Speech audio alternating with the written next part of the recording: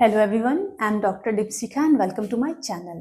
सो आज हम पढ़ रहे हैं क्लास 10th एनसीईआरटी साइंस के चैप्टर 6 जिसका नाम है कंट्रोल एंड कोऑर्डिनेशन के बारे में। कंट्रोल एंड कोऑर्डिनेशन के एक टॉपिक के बारे में लास्ट क्लास में हमने पढ़ा था।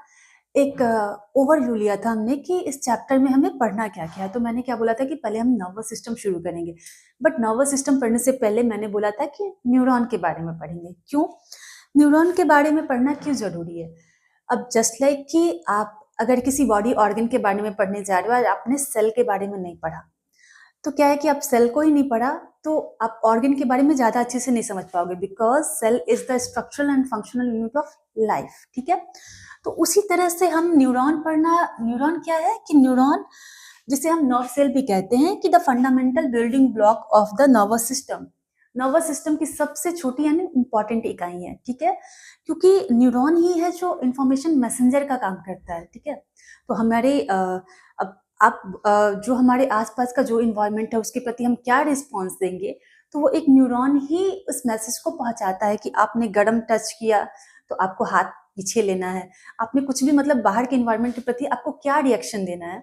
तो वो एक न्यूरॉन ही होता है जो कि इंफॉर्मेशन एक न्यूरॉन से दूसरे न्यूरॉन तक पहुंचाता है, एंड फिर आपको फिर मैसेज आता है कि अच्छा आपको ये करना है। ठीक है, तो हमारी बॉडी में, एक ह्यूमन बॉडी में अरबों की संख्या में न्यूरॉन होते हैं, जो कि सबसे ज्यादा हमारे ब्रेन में होता है। तो पहले आज हम पढ़ेंगे न्यूरॉन के स्ट्रक्चर एंड फंक्शन के बारे में पढ़ेंगे कि न्यूरॉन के स्ट्रक्चर कैसे होता है, क्या क्या उसमें होते हैं, एंड उसके साथ साथ हम देखते जाएंगे कि कौन सा जो पार्ट है उसका क्या क्या फंक्शन है। ठीक है, तो देखो न्यूरॉन, आपको मैं शॉर्ट में ये बता दूं कि न्यूरॉन को ही नर्व सेल कहते हैं, एंड इसको fundamental building block of the nervous system बोलते हैं। इसको बोलते हैं इंफॉर्मेशन मैसेंजर ऑफ बॉडी। ये जो मैसेज पहुंचाता है, ये मैसेज जो होता है ये केमिकल फॉर्म में भी होता है, एंड इसको फिर इलेक्ट्रिकल इम्पल्स के फॉर्म में फिर पहुंचाया जाता है। ठीक है, मैं आगे इसको एक्सप्लेन करूंगी तो आपको बिल्कुल क्लियर हो जाएगा। ठीक है, तो चलिए न्यूरॉन के स्ट्रक्चर पे आते हैं। तो हम न्यूरॉन के स्ट्रक्चर को 3 पार्ट में बांटते हैं। ठीक है, फर्स्ट डेंड्राइट्स, ठीक है, सेकंड सेल बॉडी और सोमा। इसको मैं बताऊंगी कि सोमा भी क्यों बोलते हैं। ठीक है, और थर्ड एक्सोन। ठीक है, तो हम सबसे पहले स्टार्टिंग करते हैं डेंड्राइट्स से। ठीक है, तो डेंड्राइट्स जो होती है, डेंड्राइट्स क्या होते हैं? स्मॉल छोटे छोटे ब्रांच लाइक स्ट्रक्चर होते हैं। ठीक है, इनमें रिसेप्टर्स होते हैं। ठीक है, तो इनका काम क्या होता है? इनका काम बहुत इंपॉर्टेंट होता है कि डेंड्राइट्स क्या करते हैं, यही जो होता है ये मैसेज को पकड़ते हैं, मैसेज को मतलब रिसेप्टर का काम करते हैं। ठीक है, और मैसेज को पकड़ के फिर यही आगे बढ़ाते हैं। ठीक है, इनके पास जो मैसेज आता है, ये एक न्यूरॉन यहाँ पे रहा है, मैंने यहाँ पे बताया है कि देखो एक न्यूरॉन है और ये दूसरा न्यूरॉन है। ठीक है, तो इनके बीच में एक स्पेस होता है, साइनैप्स, जिसे हम साइनैप्स बोलते हैं। तो एक न्यूरॉन ने यहाँ पे मैसेज इंफॉर्मेशन छोड़ा, तो यहाँ पे इसके डेंड्राइट्स ने वो साइनैप्स से इस मैसेज को पकड़ा। ठीक है, तो डेंड्राइट्स के पास जो मैसेज आता है वो केमिकल फॉर्म में रहता है। ठीक है, वो केमिकल फॉर्म में रहता है, केमिकल सिग्नल के फॉर्म में रहता है, और इसको जब भी ये डेंड्राइट्स जो होता है ये इसको पकड़ता है, कैच करता है, तो ये हमारी सेल बॉडी है। तो इस सेल बॉडी में एक इलेक्ट्रिक इम्पल्स उत्पन्न होता है। ठीक है, एक इलेक्ट्रिक हलचल शुरू हो जाती है, एंड ये जो इम्पल्स उत्पन्न होता है ये यहाँ से शुरू होकर एक्सॉन के एंड तक जाता है। ठीक है, तो अभी मैं बताती हूँ आगे। यहाँ हमने डेंड्राइट्स के बारे में पढ़ा कि डेंड्राइट्स जो होता है, मैसेज इंफॉर्मेशन जो होता है, वो केमिकल सिग्नल्स को ये कैच करता है। ठीक है, यहाँ पे इसने केमिकल सिग्नल्स को कैच किया, तो यहाँ पे हलचल शुरू हुई, इलेक्ट्रिकल इम्पल्स यहाँ पे शुरू हो गई। इसे हम बोलते हैं सेल बॉडी, इसको बोलते हैं डेंड्राइट्स, इसे बोलते हैं सेल बॉडी। सेल बॉडी को हम सोमा भी बोलते हैं। ठीक है, सोमा क्यों बोलते हैं? Soma is a Greek word, and Soma का ग्रीक वर्ड जो होता है, इसकी मीनिंग जो होती है वो बॉडी ही होती है, इसीलिए सेल बॉडी या सोमा। ठीक है, तो देखो अब सेल बॉडी के अंदर ये साइटोप्लाज्म होते हैं। ठीक है, और ये होता है न्यूक्लियस। साइटोप्लाज्म के अंदर कुछ ग्रेन्यूल्स होते हैं जो कि प्रोटीन बनाने में हेल्प करते हैं, एंड ये होता है न्यूक्लियस। न्यूक्लियस जो होता है ये क्या करता है कि सेल के मूवमेंट को कंट्रोल करता है। ठीक है, तो यहाँ पे आपका इलेक्ट्रिक इम्पल्स शुरू हो गया, यहाँ से मैसेज आया, इसने डेंड्राइट्स ने कैच किया, सेल बॉडी में इलेक्ट्रिकल इम्पल्स शुरू हो गई, ठीक है। फिर ये मैसेज जो होता है यहाँ से आगे बढ़ता है एंड ये होता है एक्सॉन हिलॉक, यहाँ से आपका एक्सॉन स्टार्ट हो जाता है, ठीक है। ये पॉइंट हुआ, यहाँ से एक्सॉन स्टार्ट हो गया, ठीक है। अब ये पूरा यहाँ से यहाँ तक ये एक्सॉन है, ठीक है। अब देखो एक्सॉन के ऊपर एक जो ये लेयर दिख रहे हो आप, ये होती है एक फैटी लेयर की, फैटी लेयर होता है, ठीक है। ये फैटी लेयर, इसको हम बोलते हैं माइलिन सीथ, माइलिन सीथ इसे हम बोलते हैं। ये वैसे ही एक जस्ट लाइक एक इलेक्ट्रिकल वायर जो होती है उसके ऊपर प्लास्टिक की कवर होती है, वो कवर होती है, तो इसका मतलब कि वहां से जो इलेक्ट्रिकल करंट होती है वो बहुत तेजी से पास होती है, ठीक है। तो इसी तरह से क्या होता है कि एक्सॉन के ऊपर जो होती है माइलिन सीथ की एक फैटी लेयर की कवर होती है, जिसकी वजह से जो होता है ये इंफॉर्मेशन बहुत तेजी से पास करता है, ठीक है। ये बीच बीच में छोटे छोटे गैप्स होते हैं, इसको हम बोलते हैं नोड्स ऑफ रैनवियर, ठीक है।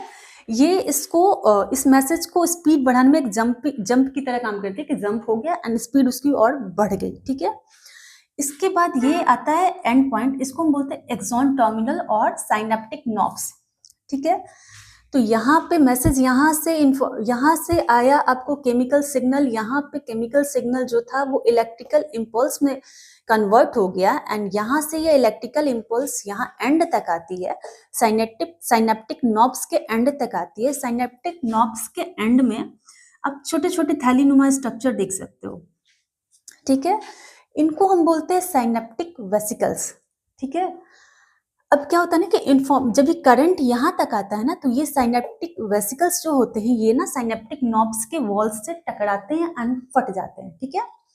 तो इनके अंदर होता है, साइनेप्टिक वेसिकल्स के अंदर जो होता है एक केमिकल होता है जिसे हम बोलते हैं न्यूरोट्रांसमीटर्स, ठीक है। ये एक केमिकल मैसेंजर है, ठीक है। तो यहाँ जो मैसेज आपके एंड में आया, तो जब भी क्या होता है कि यहाँ पे करंट पहुंचा एंड ये साइनेप्टिक नॉब्स के वॉल पे टकराई एंड ये फट गई।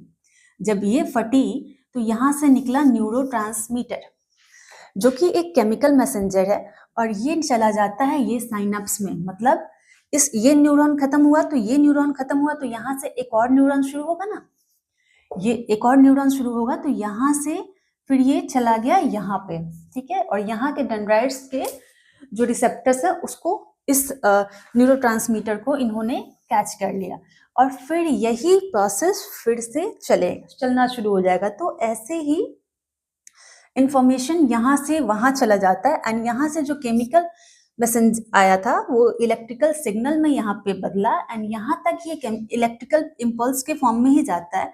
जब यहाँ से ये फटता है तो यही मैसेज जो होता है फिर से केमिकल फॉर्म में एक पैकेट की तरह हो जाता है कि यहाँ पे पोस्ट ऑफिस में पहुंचा एंड फिर उन्होंने केमिकल मैसेज की तरह इन्होंने पैक किया एंड फिर इसको दूसरे न्यूरॉन तक पहुंचा दिया, ठीक है। फिर उसके डेंड्राइट्स ने कैच किया एंड फिर आगे का प्रोसेस शुरू होगा। तो ऐसे ही न्यूरॉन अपना काम करते हैं एंड पूरी बॉडी में ये ऐसे ही अपने मैसेज को एक जगह से दूसरी जगह पे फैलाते रहते हैं, ठीक है। तो आई होप आपको समझ में आया होगा कि न्यूरॉन जो होता है ये एक इंफॉर्मेशन मैसेंजर होता है जो कि केमिकल सिग्नल्स को और इलेक्ट्रिकल इम्पल्स के थ्रू अपने मैसेज को एक न्यूरॉन से दूसरे न्यूरॉन तक पहुंचाता है, ठीक है। इसके 3 पार्ट्स होते हैं, dendrites, cell body and axon. Dendrites जो होता है केमिकल सिग्नल्स को कैच करता है, फिर उसको सेल बॉडी में एक इलेक्ट्रिकल इम्पल्स होती है जिसकी वजह से ये मैसेज जो होता है इलेक्ट्रिकल इम्पल्स के थ्रू एक्सॉन तक जाता है। एक्सॉन में जो होते हैं माइलिन शीथ होता है जो उसका कवर करता है, स्पीड के लिए जरूरी है, और फिर ये एंड में पहुंचता है। एंड में पहुंच के फिर ये साइनेप्टिक वेसिकल्स के अंदर जो न्यूरोट्रांसमीटर्स होते हैं फिर इसको केमिकल मैसेज को जो इलेक्ट्रिकल इम्पल्स के थ्रू आया था उसको फिर ये केमिकल मैसेंजर के रूप में लेके फिर ये नेक्स्ट न्यूरॉन तक जाते हैं, ठीक है। तो आई होप आपको समझ में आया होगा। सो मिलते हैं नेक्स्ट क्लास में, ठीक है। आज के लिए थैंक यू।